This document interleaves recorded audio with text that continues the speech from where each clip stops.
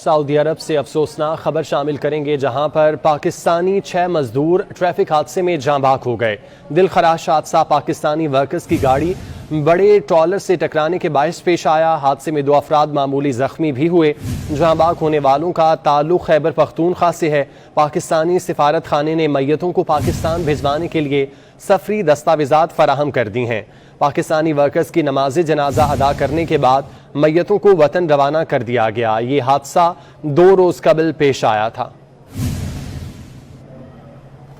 دل خراش حادثہ پاکستانی ورکرز کی گاڑی بڑے ٹرالر سے ٹکرانے کے باعث پیش آیا۔ حادثے میں 2 افراد معمولی زخمی بھی ہوئے۔